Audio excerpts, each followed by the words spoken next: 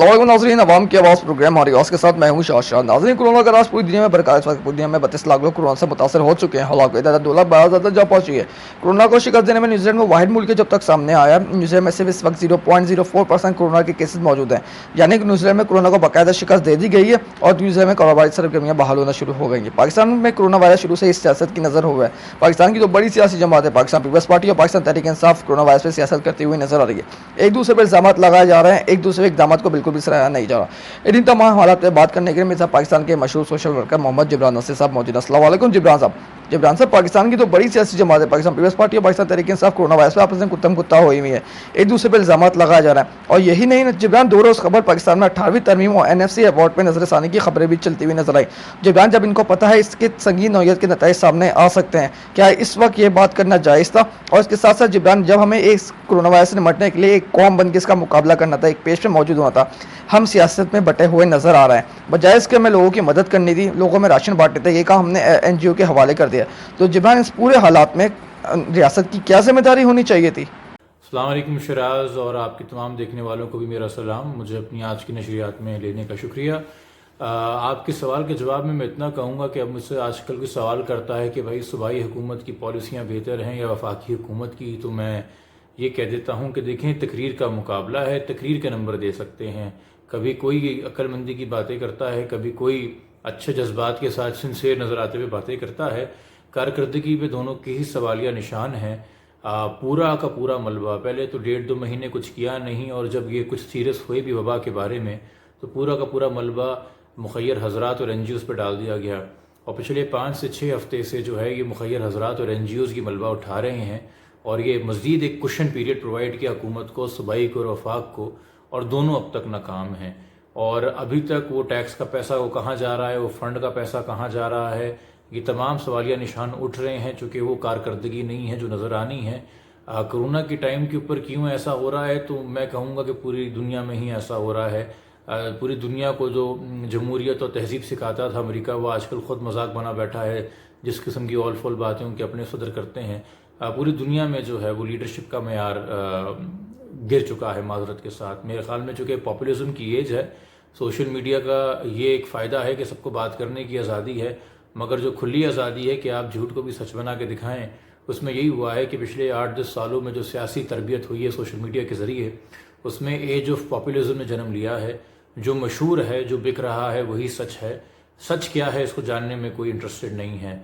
जो ट्रेंड कर जाए वो अच्छा है, जिस पे लाइक्स आ जाए वही मस्बत है, बाकी चीज़ों में हम इंटरेस्टेड नहीं हैं। तो ये हमारी माशरे की कैफियत है, तो हमारी लीडर और सियासत भी जो है वो भी ऐसी ही निकलेगी। जो प्राइम मिनिस्टर इमरान खान की जानिब से एक टेलीथॉन रखा गया था, उसमें एक वाक़या पेश आया।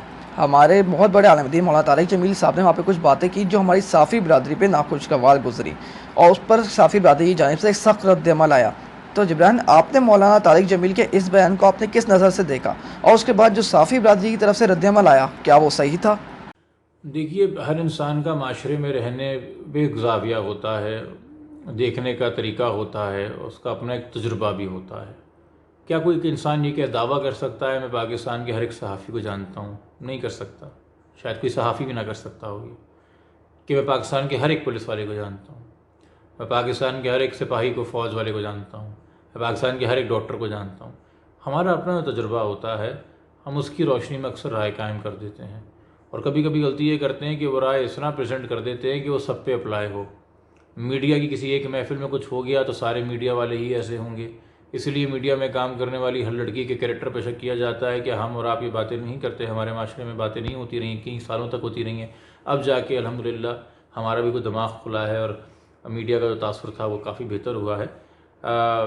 तो एक तो ये बात है कि इंसान का अपना तजुर्बा होगा, भाई उन्होंने दुनिया उस नज़र से देखी होगी, शायद इसलिए वो एक बात कर रहे हैं, क्योंकि मैं अक्ल कुल किसी को नहीं मानता। हाँ, कोई इल्म वाला हो सकता है, साहिब इल्म हो सकता है, अक्ल कुल कोई नहीं होता। वो मेरे ख़्याल में कुछ मर्तबे हैं, वो अम्बिया के हैं, अम्बिया के ही रहने दें। हम तमाम इंसान गुनहगार हैं, हम में से कोई आलिम हो या ना हो। दूसरा, मेरे ख़्याल में अपने जुमलों का ख़ास तौर पे जब आप कोई भी काम करते हों, आप डॉक्टर हों, आप मुबल्लिग हों, आप कोई एंकर हों, آپ کو ایک نیشنل ٹیلی تھون پہ جب پورے ملک کی آڈینس دے دی گئی ہے، تمام چینل، اسٹیٹ ٹیلی ویژن اور پرائیویٹ چینلز آپ کو دیکھ رہے ہیں، تو ایک ایک لفظ ناپ تول کے خدا را ادا کیجئے. میں یہ نہیں کہہ رہا جھوٹ بولیے، مگر پھر ایسا وہ لفظ ادا کیجئے کہ پھر اس پہ قائم رہیں. سچ کی معافی نہیں مانگی جاتی، سچ پہ گردنیں کٹائی جاتی ہیں. تو جو بولیں وہ سچ بولیں، ایک ہی بار بولیں، اس پہ قائم رہیں اور ناپ تول کے بولیں کہ آپ کو ندامت نہ ہو. ہاں، کسی کا دل دکھا ہو تو آپ کہہ سکتے ہیں کہ بھئی میری بات سے اگر آپ کی دل آزاری ہوئی تو اس کے لیے معاف کر دیجئے، مگر یہ کہنا کہ جی میری بات کا یہ مطلب نہیں ہے، وہ مطلب تھا، تو میرے خیال میں ایک تو بات بہت واضح کرنی چاہیے. دوسرا میرے خیال میں ہم نے یہ بھی میں سیکھا، اس میں دیکھا کہ جو ہمیں پہلے سے پسند ہے اس کی بات سننے کا، سمجھنے کا، اس کے پس منظر میں جانے کا ہمارے پاس بہت وقت اور حوصلہ ہے. مگر جو ہمیں ویسے ہی نہیں پسند ہے، اس کا تھم نیل دیکھ کے، چھوٹی سی جو پکچر آتی ہے نا فیس بک میں، وہ دیکھ کے ہی ہم اسے ڈیلیٹ مار دیتے ہیں یا کینسل کر دیتے ہیں یا گالی دے دیتے ہیں یا بک دیتے ہیں یا اسے بلاک کر دیتے ہیں. تو ایک نعرہ تھا، میرا جسم میری مرضی. ہم اس کا بیک گراؤنڈ نہیں سمجھنا چاہتے، اس کا پس منظر نہیں جاننا چاہتے، وہ کیوں لگایا جاتا ہے، اس سے مراد کیا ہے. نہیں، جو مطلب ہمارے ذہن میں آیا ہم وہی لیں گے. یہاں پہ اگر کسی ایک صاحب نے ٹیلی تھون میں بات کی ہے، اگر ہمیں وہ پسند ہے تو ہم تو وقت نکالیں گے بھائی، ہم ڈیٹیل میں جائیں گے، ہم پس منظر میں جائیں گے، اب سب کچھ جاننا چاہیں گے. یہ فرق نہیں ہونا چاہیے میرے خیال میں رویوں میں. اور اس کے ساتھ ایک اور بات میں کرنا چاہوں گا کہ میرے خیال میں جس ایک واحد چیز سے مجھے ذاتی اختلاف تھا، بہت بنیادی اور بہت ذاتی. دیکھیے، یہ مجھے اکثر لوگ الیکشن کیمپین میں بھی کہتے تھے کہ بھائی آپ کلمہ پڑھ کے سنائیں نا، آپ اپنا ایمان بتائیں نا، آپ کو اگر ووٹ چاہیے، آپ کے عقیدے کے بارے میں شک و شبہات ہیں. تو بھائی اماموں کی روایت ہے کہ تخت کو ٹھوکر مار کے گردنیں کٹوائی ہیں، زندہ میں رہے ہیں، کوڑے پڑے ہیں ان کو. سیاست بہت چھوٹی چیز ہوتی ہے، عقیدہ بہت بڑی چیز ہوتی ہے. یہ میرا ذاتی ماننا ہے. اس لیے میں سیاست کو عقیدے میں لے کے نہیں آتا، چونکہ وہ معیار نہیں ہے، خاص طور پہ جس طرح کی سیاست ہمارے یہاں ہے. تو اس لیے میں کلمہ سنا کے ووٹ بھی نہیں مانگتا. اسی طریقے سے میں ایک بات کہنا چاہوں گا کہ جب عقیدہ اتنی بڑی چیز ہوتی ہے اور سیاست سے بڑی چیز ہوتی ہے، تو حقائق پر مبنی جب ہم بات کرتے ہیں تو ہم یہ نہیں کہہ سکتے کہ جو عیب ہے، جو کوتاہیاں ہیں، جو غلطیاں ہیں، جو خرابیاں ہیں، وہ ان 22 کروڑ میں ہے جن کے پاس اختیار نہیں ہے. اور اگر کوئی دیکھ ہے، دیندار ہے، محنت کر رہا ہے، سچے دل سے لگا ہوا ہے، کوئی اگر ذمہ دار ہے تو وہ ایک ہی ہے جس کے پاس سارا کا سارا اختیار ہے.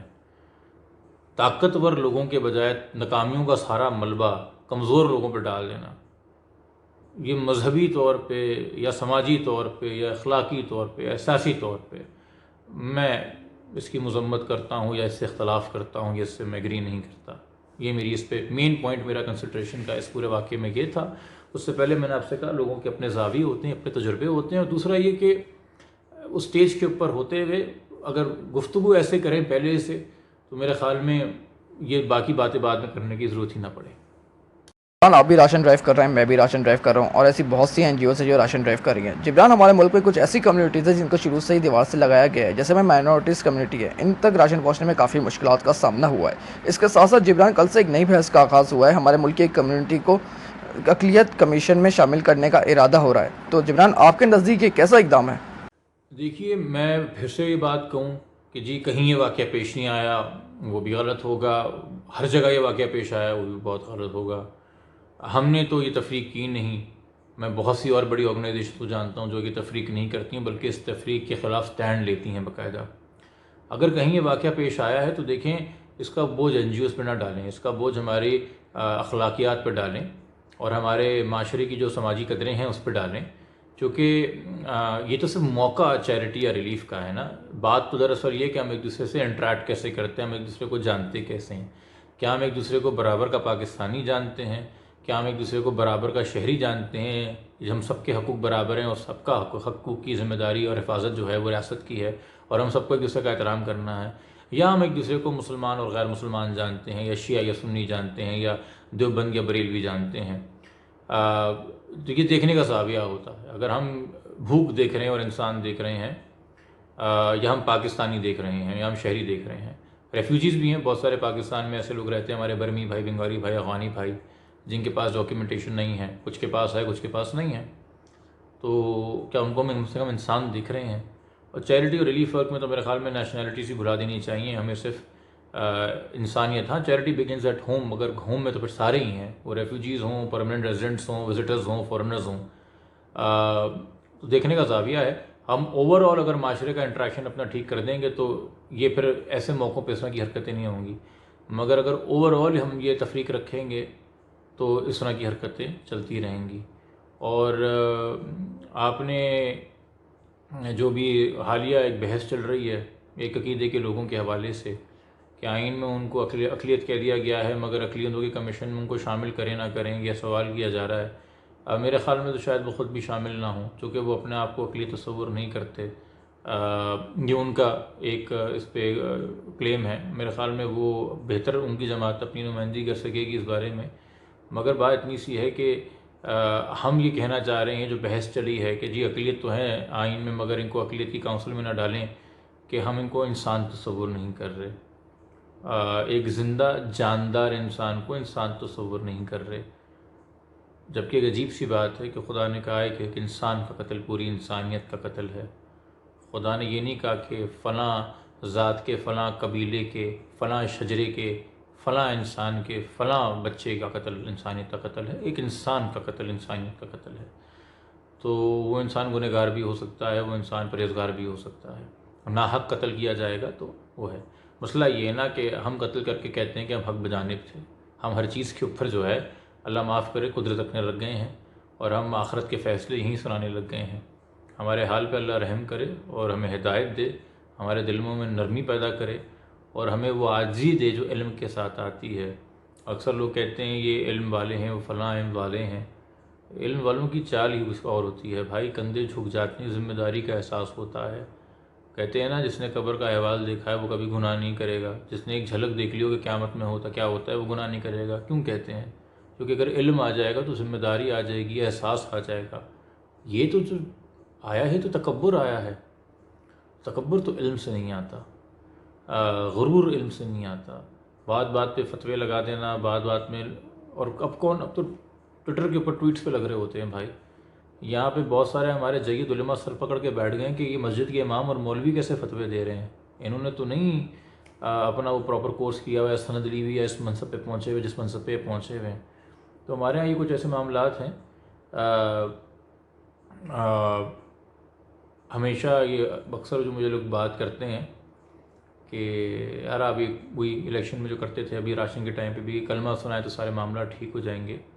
تو میں ان کو یہی بات کہتا ہوں کہ بھائی اس بات کا دھیان رکھیں کہ آخر میں پوری زندگی ایک طرف ایک ہی جگہ ہے جہاں کلمہ سنا دیا تو کام آئے گا ورنہ نہیں آئے گا. نہ وہ نادرا کا دفتر ہے ویسے اور نہ وہ پاسپورٹ آفس ہے. وہ آپ کے اور ہمارے ایمان کے مطابق ہماری قبر ہے. پتہ چلا یہاں ان لوگوں کی سیاست کے چکر میں یہ جو ہماری معاشرے کی قدریں ہیں ہم گلی محلے چوک و چوبارے کلمہ سکھاتے رہیں اور سناتے رہیں اور خدا نہ خواستہ اللہ معاف کرے قبر میں بھول جائیں چونکہ ہمارے اعمال ایسے تھے کہ ہم اندر سے اتنے گنہگار تھے. خدا را علم ہے. اس ذمہ دار بنیے عاجز بنیے غرور نہ کیجیے. جبران یہ وقت نہیں ہے سوال کرنے کا مگر جبران جب آپ کی ٹیم خزری میں راشن بانٹنے پہنچی وہاں پہ کچھ عناصر ایسے جمع ہو گئے جنہوں نے آپ کی ٹیم کو وہاں پہ راشن بانٹنے نہیں دیا اور انہوں نے ایسی صورتحال اکٹھا کر دی وہاں پہ عوام کی کہ آپ کی ٹیم کو وہاں پہ بنا راشن بانٹنے وہاں سے جانا پڑا. تو جبران یہ کون عناصر ہوتے ہیں جو آپ کی ٹیم کو راشن بانٹنے نہیں دیتے جب آپ الیکشن کیمپنگ کرنے جاتے ہیں یا وہاں آ کے پہنچ جاتے ہیں؟ تو جبران آپ کے نزدیک یہ کون عناصر ہیں اور ان کو بھیجتا کون ہے آپ کے اگینسٹ؟ میاں پہلے تو آپ کا سوال تھوڑا درست کر لیجئے. میرے خیال میں آپ جس جگہ کے بارے میں معلوم کرنا چاہتے ہیں وہ گزری نہیں دلی کالونی ہے. اور مگر میرے خیال میں تو کہیں ایسا کچھ پیش نہیں آیا. ہم تو جہاں گئے ہمیں پیار محبت ملی ہے. اگر کہیں کچھ اختلافات بھی تھے یا کوئی ریزسٹنس بھی تھی یا کوئی ایسی بات ہوئی بھی ہے تو اپنے ہی لوگ ہیں. جو پیار کر رہے ہیں وہ بھی اپنے لوگ ہیں جو نہیں کر رہے وہ بھی اپنے لوگ ہیں. یہ میرے حلقے کے علاقے میرے انتخابی حلقے کے علاقے ہیں. ہم جب کام کرتے ہیں خاص طور پہ انسانی کام کرتے ہیں سیاست بھی اسی اصول کے ساتھ اور نیت کے ساتھ کرنی چاہیے. آپ یہ دیکھ کے کام نہیں کرتے کہ یہ آپ کے نعرے لگائے گا کہ نہیں یا یہ آپ کے جھنڈے اٹھائے گا کہ نہیں. آپ یہ دیکھ کے کام کرتے ہیں کہ یہ آپ کے حلقے میں رہتا ہے. بے شک یہاں کا مقامی ہے کہ نہیں یہاں کا ووٹ رجسٹرڈ ہے اس کا کہ نہیں مگر آپ کے حلقے میں رہتا ہے. جیسا کہا جاتا ہے رمضان کا مہینہ ہے اکثر لوگ اچھی باتیں شیئر کرتے ہیں. دین میں بھی ہے ہمسایوں کے حقوق کے بارے میں 40 گھر دائیں ہاتھ 40 گھر بائیں ہاتھ اس طرح کر کے لوگ حساب کرتے ہیں. تو اپنے ہی علاقے کے لوگ ہیں. ہمارا کام ہے ہمیں مستحق آئیڈینٹیفائی ہو ہم اسے راشن پہنچائیں. بیچ میں اگر کوئی انسان کسی بھی وجوہات کی وجہ سے مسائل پیدا کرنا چاہ رہا ہے اور کیے بھی اس حد تک کہ باقاعدہ تھریٹس بھی آئیں اور فزیکلی بھی اسالٹ کرنے کی کوشش کی گئی، اور ایک نہیں 107 بار کی گئی، مگر اس کے بارے میں نہ ہم نے ذکر کیا نہ ہم نے بات کی، چونکہ ہم یا ہمارا ادارہ ہم خبر بننا نہیں چاہتے۔ خبر کرونا ہے اور خبر ریلیف ورک ہے۔ ہم اس بارے میں بات کریں کہ کیا کچھ ہوا ہے ان دنوں میں اور کتنی جگہ ہوا ہے، تو وہ بن جائے گی ٹویٹر کی، سوشل میڈیا کی، نیوز میڈیا کی زینت، ہم خبر بن جائیں گے، مگر ہمارا کام مؤثر نہیں رہے گا، ہم مزید کام بھی نہیں کر پائیں گے، اور ایشو جو ہے وہ کچھ اور ہو جائے گا۔ تو میرے خیال میں کچھ چیزوں کو وقت کی وجہ سے ہم نے اپنے اصولوں پہ نہیں کمپرومائز کیا، ہم اپنے موقف سے نہیں ہٹے، ہم اسی موقف پہ کھڑے ہوئے تمام تر ریزنس کے باوجود کام کر رہے ہیں، اور جو لوگ مخالفت کر رہے ہیں وہ بھی اپنے پیارے بھائی ہیں، آج کل یا نہیں تو اختلافات دور ہو جائیں گے، ہم ان کی ہدایت کی دعا کرتے ہیں۔ جبران، جب کورونا کا پھیلاؤ پاکستان میں شروع ہوا تو ہمیں شروع میں فرقہ واریت کی ایک ناکام آگ لگانے کی کوشش نظر آئی۔ شروع میں اس کو ایرانی زائرین سے جوڑنے کی کوشش کی گئی کہ یہ ایرانی زائرین کورونا وائرس کو لے کر آئیں ایران سے۔ اس کے بعد ہمیں یہی تمام باتیں تبلیغی اجتماع سے ریلیٹڈ بھی سننے کو ملی۔ تو جبران، یہ کون لوگ ہوتے ہیں جو ہر دفعہ ہر معاملات میں فرقہ واریت کی آگ لگانے کی کوشش کرتے ہیں؟ دیکھیے، بات فقہ کی نہیں ہوتی، بات ڈیسٹینیشن یا لوکیشن کی یا ہر چیز کی ایک ڈسکرپشن ہوتی ہے۔ اس میں کوئی شک نہیں ہے کہ ایران سے جو زائرین آئے تھے، ایران میں جو کرونا کا آؤٹ بریک تھا تو وہاں سے آیا اور ایک بڑے کلسٹر میں آیا، اور پھر جو ہم نے ان کا حال کیا تافتان میں، جس طریقے سے ان کو رکھا، مجبور کیا کہ اگر ایک کو تھا تو سب کو ہو جائے۔ پھر تبلیغی جماعت کا اجتماع ہوا، وہاں سے بہت سے کیسز نکلے، اور وہی لوگ جب الگ الگ علاقوں میں گئے تبلیغ کے کام کے لیے تو وہاں پہ بھی کرونا پھیلا۔ اسی طریقے سے جہاں پہ چرچز میں بڑی گیدرنگز ہوتی ہیں یورپ میں، وہاں چرچز کا ذکر کیا جا رہا ہے، جہاں بڑی انڈسٹریز ہیں وہاں پہ انڈسٹریز کا ذکر کیا جا رہا ہے، جہاں پہ جس چیز کے لیے بڑے اجتماع ہوتے ہیں۔ میں اس کو یہ نہیں کہوں گا کہ یہ فقہ واریت ہے، اگر آپ اس کو کسی بھی چیز کو آپ چاہیں تو منفی انداز میں پیش کر سکتے ہیں، اور کسی بھی چیز کو صرف حقائق جیسے ہیں ویسے پیش کر سکتے ہیں۔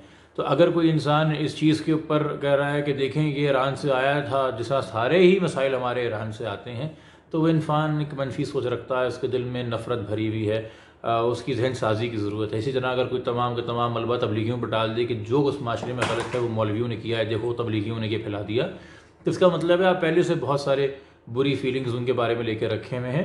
اس سینیریو میں یہ فیکچول سٹیٹمنٹس ہیں کہ ایک اجتماع تبلیغیوں کا ہوا تھا، زائرین ایران سے آئے تھے، بہت سے علاقوں کے اندر جہاں سے انٹرنیشنل ٹریول لوگ دبئی سے کر رہے تھے یا لنڈن سے امریکہ سے کر رہے تھے وہ بھی لے کے آئے ہیں، مگر وہ کلسٹر میں نہیں لے کے آئے، وہ اکا دکا لوگ لے کے آئے۔ چونکہ آپ جب کسی مذہبی رسومات کے لیے اکٹھا ہوتے تو بڑی تعداد میں ہوتے ہیں، تو ایک وہ بڑا ایک کلسٹر آتا ہے، تو اس لیے تعداد بھی زیادہ آئی، تو میرے خیال میں اس لیے زیادہ ہائی لائٹ ہو گیا۔ مگر ہر چیز کو آپ منفی انداز میں بھی پیش کر سکتے ہیں اور سمپل ایز فیکٹس بھی پیش کر سکتے ہیں، بغیر یہ اس چیز کا اندیہ دیے ہوئے کہ آپ کے اندر بھی کوئی ایسی نیگیٹو فیلنگز ہیں جس کی بھڑاس آپ اس بہانے کے ذریعے نکال رہے ہیں۔ بہت شکریہ جبران ناصر صاحب، آپ نے مجھے اپنا قیمتی وقت دیا۔ آخر میں ناظرین، اب تک بہت زیادہ خیال رکھیے گا۔ پاکستان زندہ باد۔